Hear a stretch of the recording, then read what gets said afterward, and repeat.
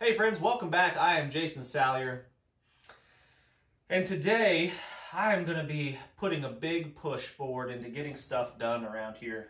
It's just, if you're a prepper, if you are into preparedness at all, you understand that there's an endless list of things that needs to be done. And I think that's the key to preparedness, is just steadily chipping away. I mean, just like a survival situation, if you look at the big picture of things, if you look at this huge daunting thing in front of you, like, it can be overwhelming and just can crush your spirit. But if you look at what I need to do right now, what do I need to do right now? I need to read this Bible. I need to drink my cup of coffee right now. That's what I need to do. And when I finish that, I'll move on to the next thing. There are people legitimately, maybe not legitimately, but literally offended by my choice of footwear. So for that reason, I will be wearing sandals all day today. I'm going to be up on this roof. I'm going to be cutting metal. I'm going to be doing working with sharp, pokey things and doing all that stuff wearing sandals. Here's to you, sandal haters.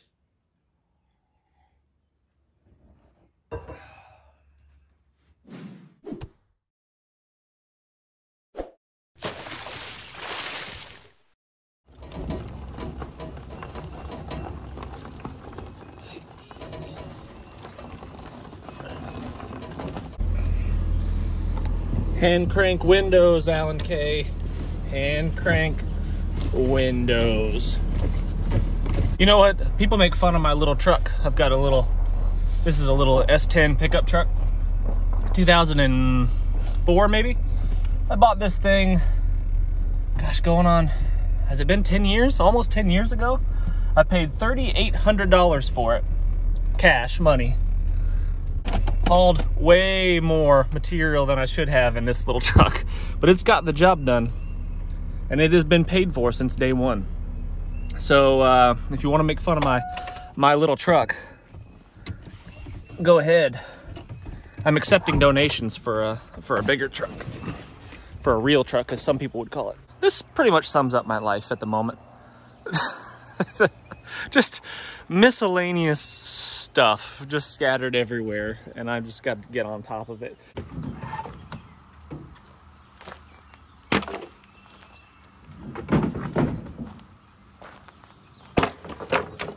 So Maggie's out here several times a day after something in this hole.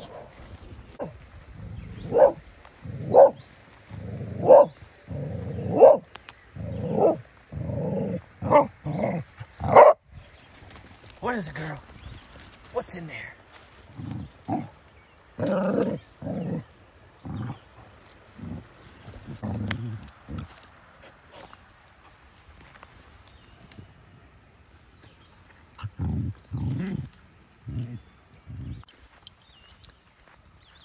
I had about half a dozen or more, no, probably more, closer to 10, I guess, friends come over and cleared a bunch of trees that were looming over top of the barn here and over top of my house.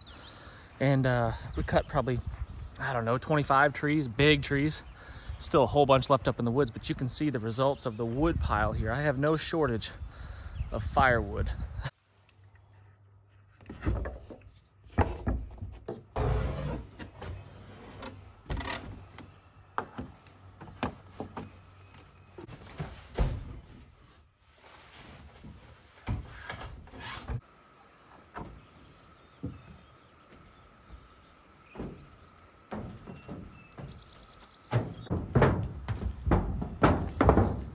The roof of this barn was made from leftover used materials, as you can probably tell. So it was old when it was erected, and now it's even older. So, I mean, it's got multiple holes and things like that, which I've tried to patch up for the most part. But for some reason, there's still some little leak happening here somewhere. For the life of me, I cannot figure out where it's leaking.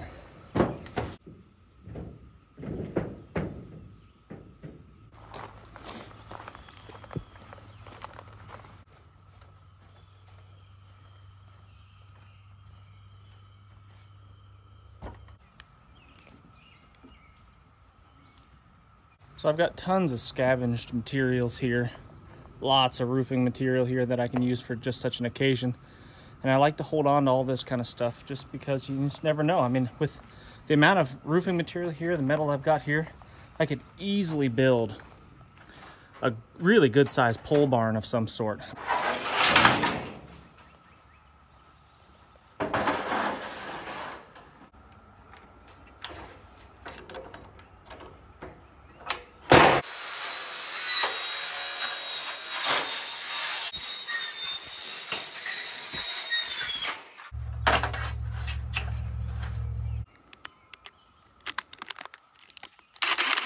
I keep an assortment of tapes, screws, nuts, bolts, everything. Every nut and bolt that I come across, every deck screw, I save it all, including the old roofing screws that I've replaced on some roofs. I save all of those. And for this job that I'm doing, these are going to work just fine.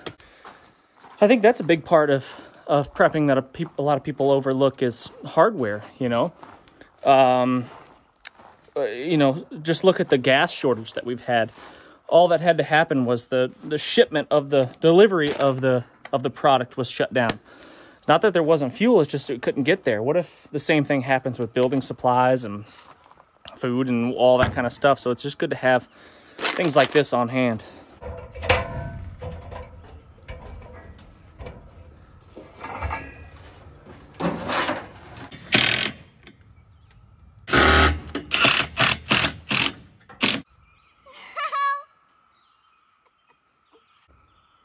You coming up? Help. Nope. Yes. You're on your own.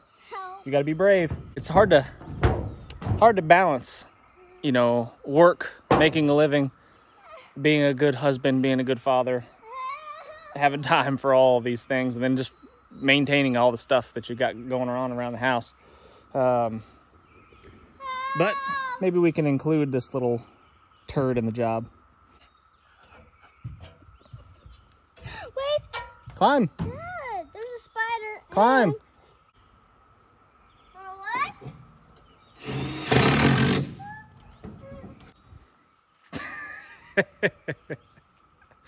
The world's full of lazy wimps, and your only job is to not be one of them.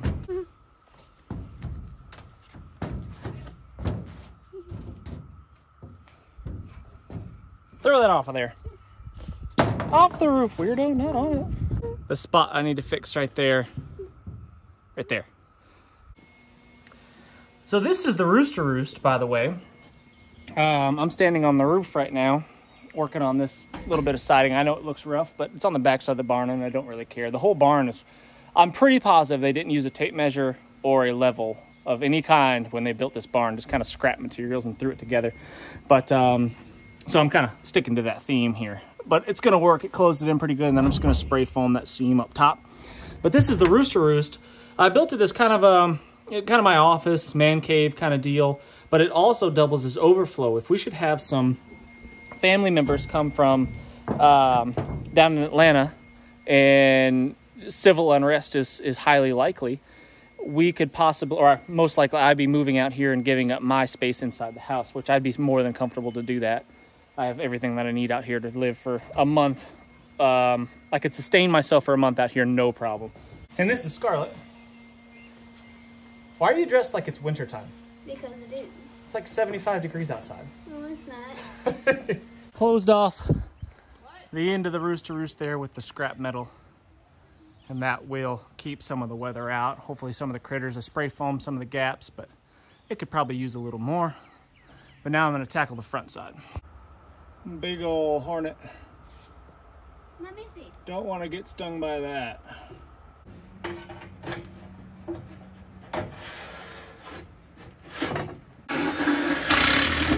What? Okay, thanks, Sage.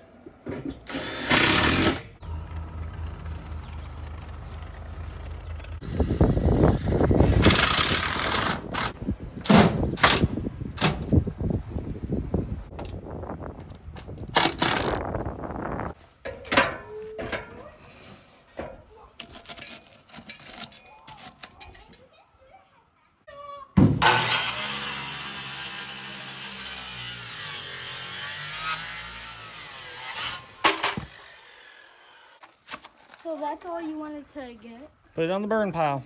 The rain was hitting it and it was going to rot it. Well, it was rotting it. So let's get rid of it. It's like, you know, you look at these projects and you think, oh, you know, closing that in, oh, that won't be a big deal. Just cut a few pieces of metal. But setting up for it and then cleaning up the disaster afterwards is always a big chore. So I like to put my extension cords into a buckets like this. It makes it pretty easy to manage the longer ones like this 100-footer. Yep.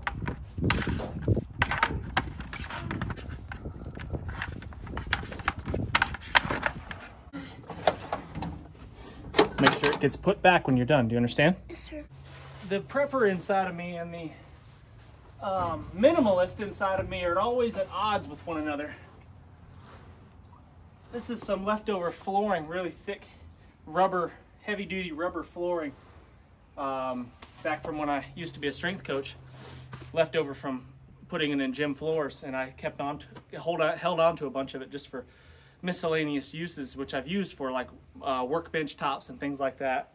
And I still use it to work out. I put it down on the gravel when I work out on top, so I have a flat surface to work out on. But the struggle is, where do you keep all this crap? You know, I keep every stick of lumber that I have that's over about 16 inches. Anything shorter I kind of get rid of, but all the sheet metal, this kind of stuff, it just kind of piles up and piles up, and it's great and really handy to have, but super big pain in the butt to try to find storage for it.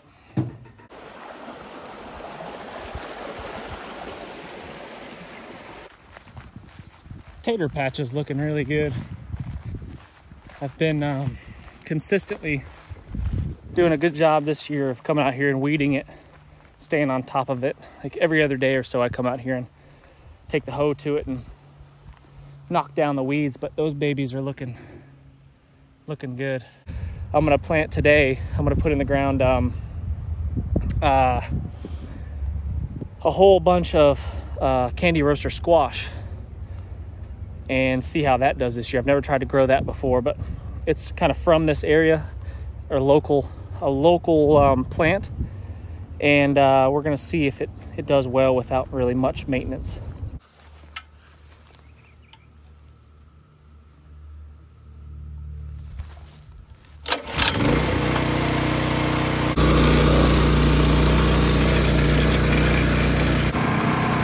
So bring on the comments about the tilling and the sandals. I'm looking forward to it.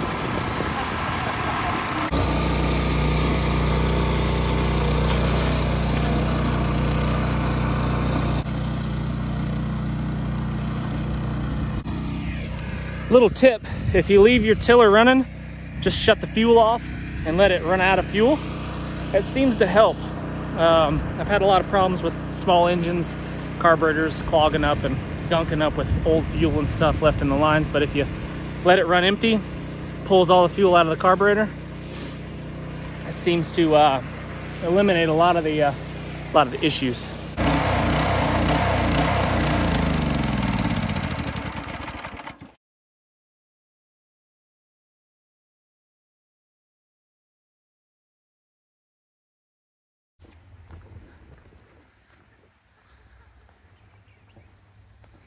So some of you may be watching this and asking yourselves, this channel is called Survival Dispatch. What does this have to do with survival? Well, it's the difference between short-term and long-term survival, right? Short-term survival, you're lost in the woods, you know, you're plane crash, whatever, that kind of stuff, and you just need to see yourself through the short term until help arrives. Long-term survival is, in my opinion, being able to produce all the food that you need. And this is nowhere near as much as my family would eat, but it is good training. And that's kind of the way I see it, is if I can make this work, maybe I could, this turned into my full-time job, I could potentially just scale this up.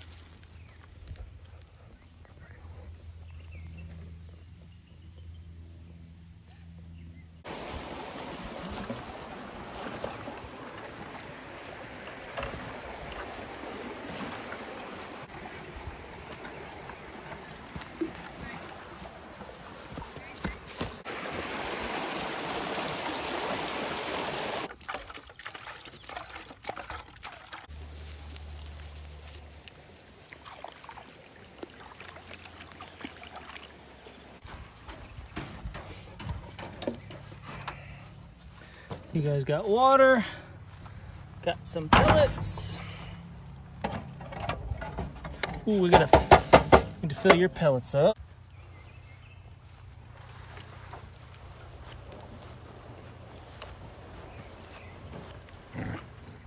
Maggie, quit.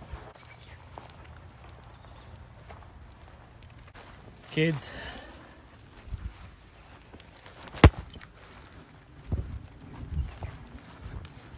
Kids.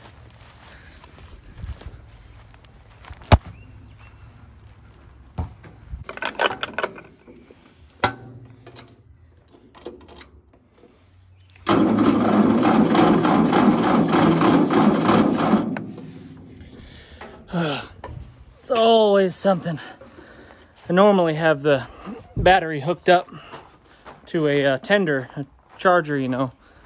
But I failed to do the simple things, and now I've got a jump start.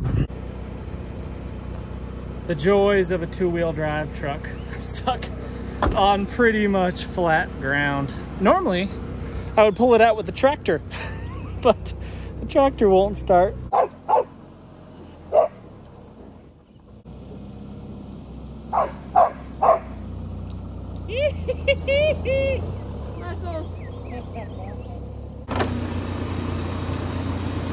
So there's a positive and a negative terminal, okay? The positive one is always colored red.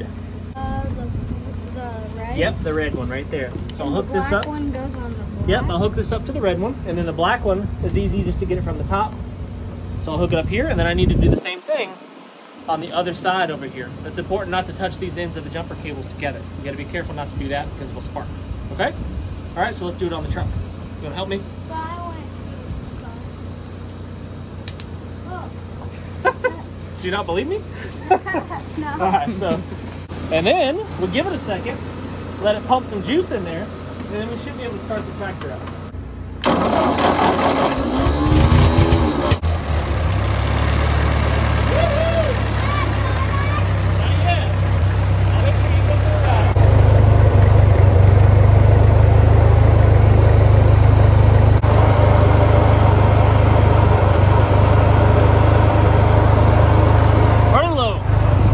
This little brass O-light. It's got some heft to it. It's a little heftier than the aluminum type flashlights. It just feels, I don't know, it feels more substantial, feels more quality when something's got a little weight to it. Not as good when you put it on the brim of your hat, the bill of your hat, because it kind of wants to move around a little on you, but it does work. It gets the job done. I like this little O-light.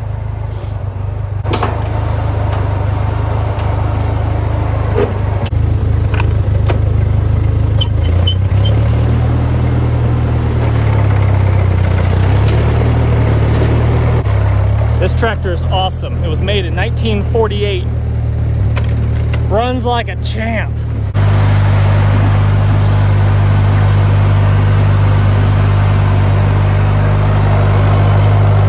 There's a huge black snake in that wood pile. It's like a 6-footer, big black racer. I caught it by the tail the other day, but I figured I'd let it go and just let it live and eat the rats and stuff and mice that are around the barn.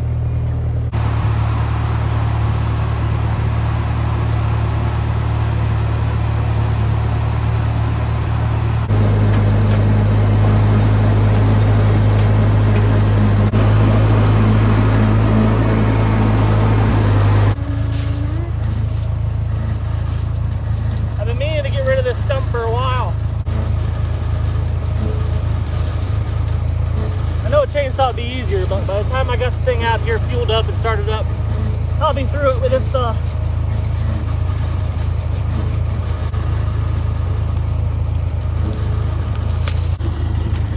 Pick it up, they're gonna throw it in the woods, okay?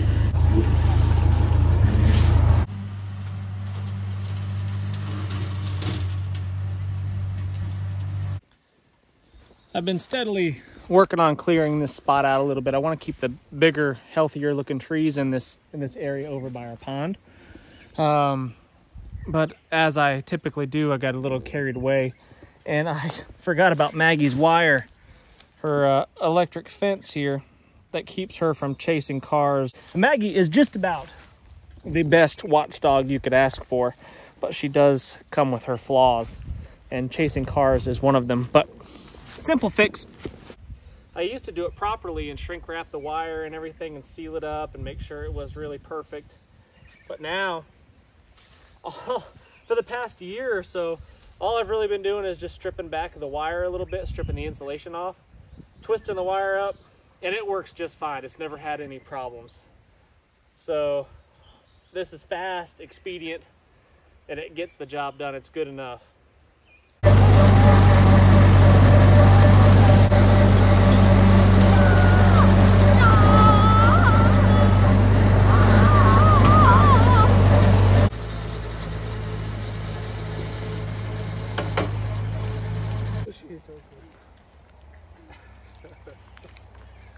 And this is where Maggie's fence is buried, somewhere right around here. I can't quite remember where, but this is it. And she knows where it is, so she stops right there. Or if anything comes to the gate, or even like, you know, a four-wheeler rides by, a bird flies too low, she's on it. Huh, girl?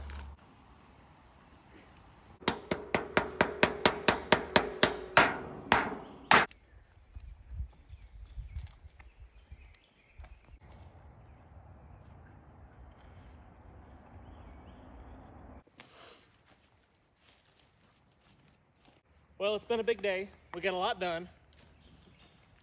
Sun is setting, and I think I'm going to call it quits. Tomorrow is a new one. We'll do some more chores tomorrow, but thanks for watching, guys. Make sure you hit that thumbs up, subscribe if you haven't done so already, and leave us a comment. See you next time.